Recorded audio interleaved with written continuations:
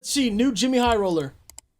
Question. What do Kevin Durant, LeBron James, Anthony Davis, LaMelo Ball, Luka Doncic, Cade Cunningham, Tyrese Halliburton, Anthony Edwards, Karl Anthony Towns, Zion Williamson, and these 78 other players have in common? I'll give you...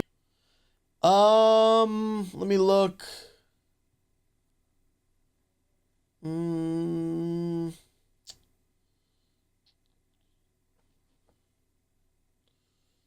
I was going to say average 20, but that's not true.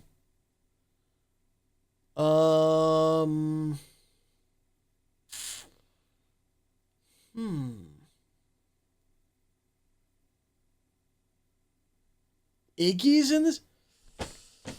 I'm stumped. Give you a second to think about it. There's a lot of guys here, different teams and situations. It's injuries. All 88 of these players are either out or day-to-day due to injuries. NBA players just can't stay healthy. And no longer is it just the notoriously injury-prone players being sidelined. It seems like no one can avoid both small and severe injuries. And the weirdest part is that no one can figure out why. Bro, that's an insane...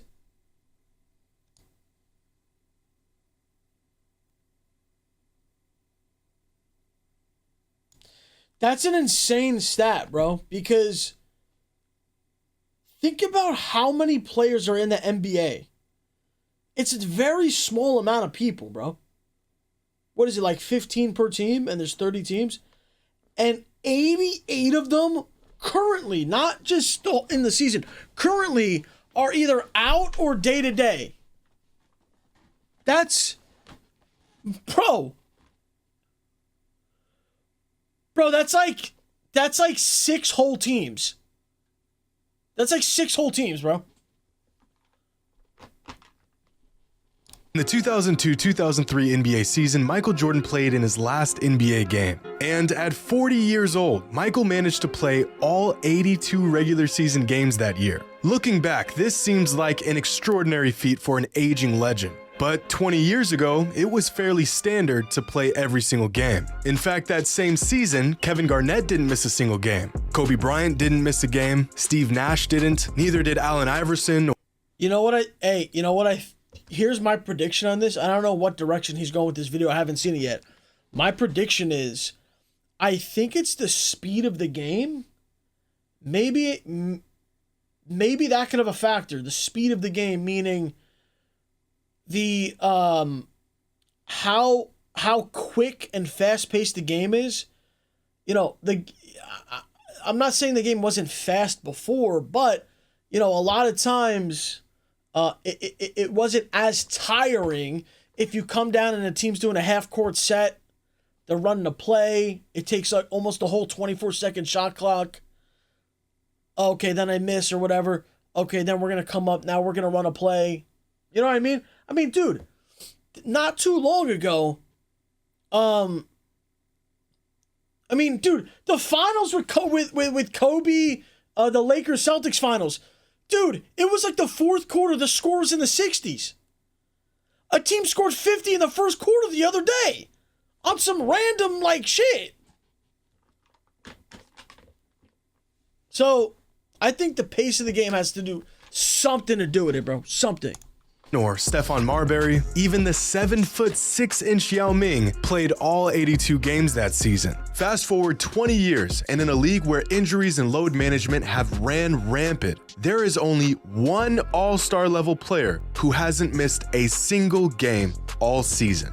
But this is just the tip of the injury-riddled iceberg, because this season there are only 12 players who haven't missed a single game. 20 years ago, there were 46 players who didn't miss a single game all season. What's going on here? Why can't NBA players stay on the court? With advancements in training, nutrition, recovery, the amount of money these players are spending on their bodies, the world... Hey, I'm not gonna... it's not like me to just bring LeBron into something for no reason, but if anything, this makes LeBron's GOAT argument this much better, bro. This much better, because in this era, when all these people are getting injured, This dude has managed to miss very, very minimal time. I think the only season that was ever truly affected by him missing time was his first Lakers season. And before he got hurt, they were the first seed, or they were the second, or they were the top 3. You know, and a lot of people, you know, they try to downplay LeBron's longevity and shit, bro.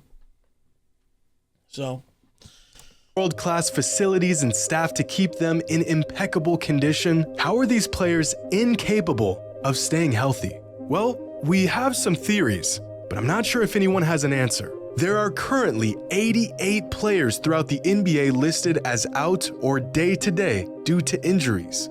That is 20% of the entire league sidelined because of injuries. Over the last week, videos have surfaced from around the league of multiple players getting injured in the middle of their pre-game warm-ups, which has only shined an even brighter light on this issue that has been getting worse and worse each season.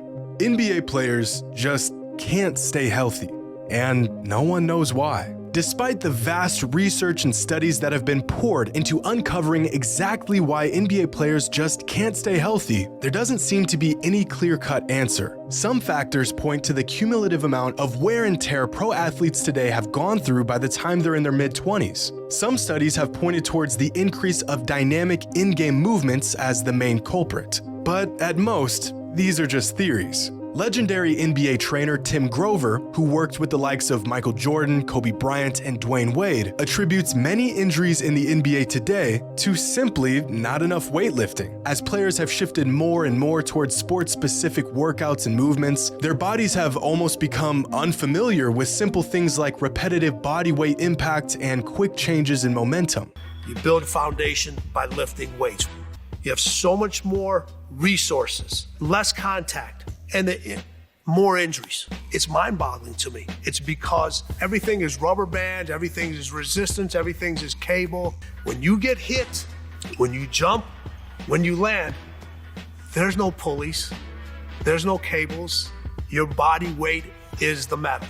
You have to learn how to explode with it, and you also need to learn how to land with it and how to stop it. And that's what metal does. It teaches you to lift it, but it also teaches you to put it down. Accelerate and decelerate. Grover also speculates that it's not what the players are doing today that leads them to injuries, it's what they've done in the past. In an article published by Sports Illustrated back in 2014, Grover explains, players aren't sustaining these injuries because of the games they're playing, they're getting these injuries because of the number of practices and games they've already played. Hundreds of games, thousands of hours since they were old enough to pick up a ball. Pee-wee, youth leagues, summer camps, travel teams, AAU, high school, college. A relentless schedule of games, practice, travel, and training, sometimes for multiple teams and leagues, with multiple trainers and So another theory is the players have gotten better, more skilled, more athletic, you know.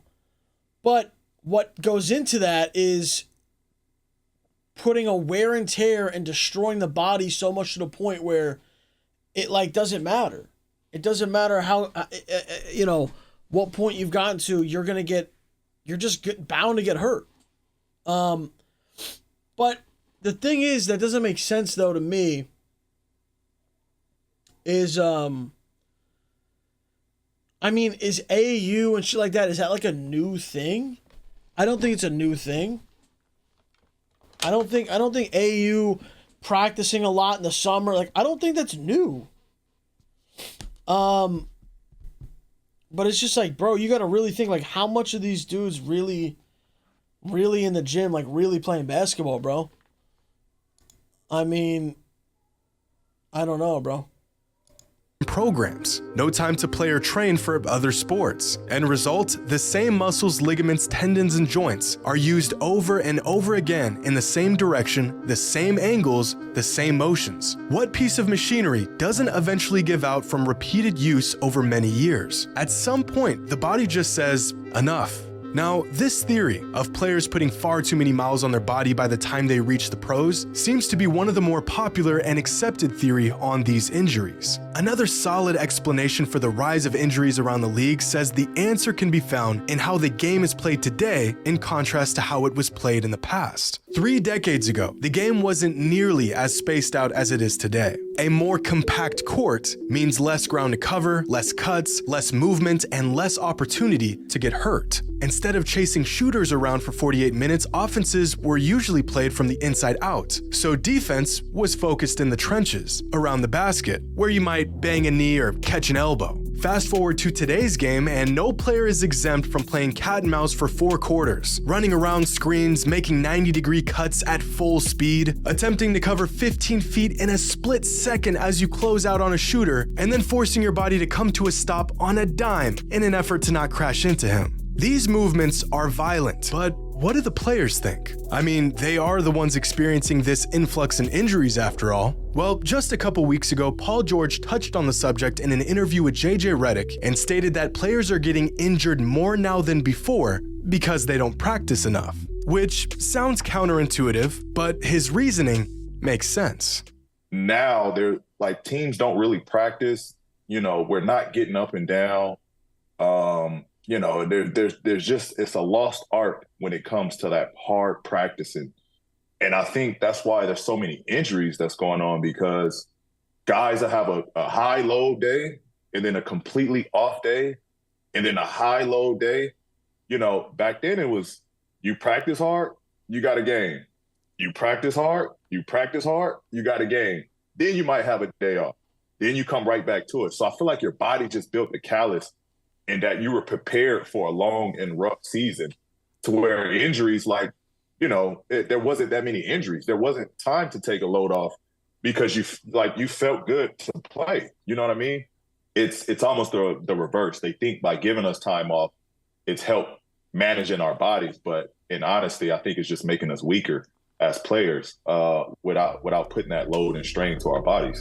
And Paul George might be correct, but the increase of players who simply cannot stay on the court is a steady trend that's been going on for decades now. Bro, I feel like, and this has been a thing for like a while now that I've heard players and shit, you know, talk about, but NBA teams literally don't have practices, bro. And this used to not be the case. I mean, high school, they practice, college, they practice, and those practices are even more intense in the games. And then now you get to the NBA, there's no practice. There's literally no practicing. You have a shoot around before a game, but there's no like scheduled practice. That's just not a thing, bro. It's not a thing. But I think in the NBA it used to be. I think it used to be a thing. Like, practice was a thing. That was like a regular thing. Now it's like, you know.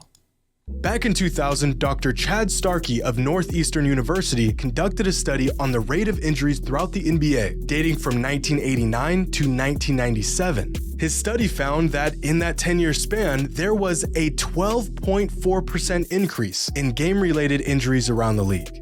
And this problem is only getting worse each season. Not too long ago, if a player was consistently missing 10 games or more in a season, they were considered injury-prone. They were unreliable. Now playing 70 games or less in a season is considered the norm. In fact, if a high-caliber player isn't missing double-digit games in a season, most people think he's going to be burned out before the playoffs even begin. Just look at this year's All-Stars and how many games they've missed so far this season. There are... Bro. Nah, this is crazy, bro. And this can't be good for the NBA. I mean, this just can't be good for the NBA, bro.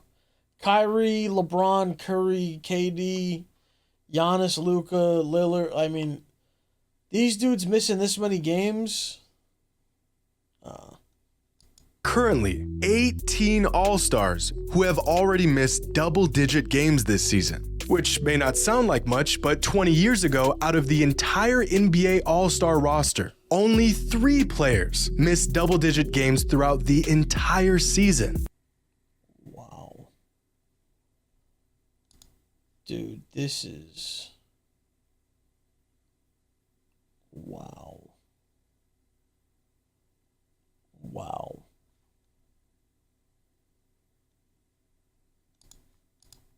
This is absurd. And right about now, some of you may be thinking, well, a lot of those games were missed due to load management. But the whole purpose of load management is to reduce the risk of injury. So if not for load management, there's a good chance that these numbers could be even higher. But despite this, the NBA has moved mountains to try and preserve their players' health. The league has reduced the number of back-to-back games, they've trimmed down the travel times, they've adjusted multiple defensive rules to help protect their players from getting hurt, and they've practically turned a blind eye to load management taking place around the league. Combine all of this with advancements in shoe technology, training, and recovery, and one could only wonder how players in the past could possibly stay healthy when players in today's NBA seem to be breaking down more often than ever before. Well, I think it boils down to two relatively simple factors: mileage and the evolution of the game. As many experts and fans have theorized, this newer generation of NBA players have put such an extreme amount of wear and tear on their bodies at such a young age that it's only a matter of time before something gives. Most of these players have put in so many— Bro, I never load managed a stream, bro. The fuck are you guys talking about? Nah, bro. many hours through youth leagues, AAU, private training, and college that by the time they're in the league, they have put the same mileage on their legs and ligaments as a player well into his NBA career in previous generations. I look at it almost like a shelf life, a clock. Every athlete has a shelf life for their athletic career. For some, it could be 30 years. For others, it could be 10. But once you start training and playing at a high level, the clock starts. Now, there's ways you can prolong this clock, like proper nutrition and training, but there's also ways to speed up this clock, like overuse and chronic injury. And eventually, when this clock times out, there's really nothing you can do to go back. From that point on, every move you make will be at the risk of injury. NBA players today not only started their clocks much sooner than players in the past, but they are also constantly speeding up their clock with nagging and sometimes even severe injuries. And as we stated before, the second and most overlooked aspect of this whole thing is the evolution of the game. At the NBA level, basketball is played so fast and so hard with so many violent cuts and redirections and weird, awkward movements that even the best athletes in the world can only take so much. At some point, all these jarring movements are gonna take a toll. The game has slowly evolved from straight lines and 94 feet of simple one-motion actions to very complex, side-to-side, straining, aching, injury-inducing movements. And it's clear that no amount of load managing or training or improvements in technology can prevent it. I don't know what the solution is, and quite honestly, I don't think anyone does. These players are designed to play this game, but the game may not be designed for them anymore.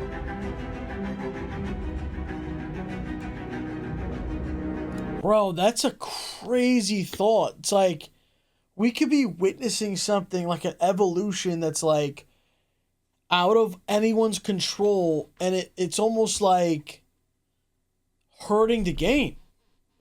But there's no like one answer to it. I think all of these theories, I think it's everything combined is what's going on.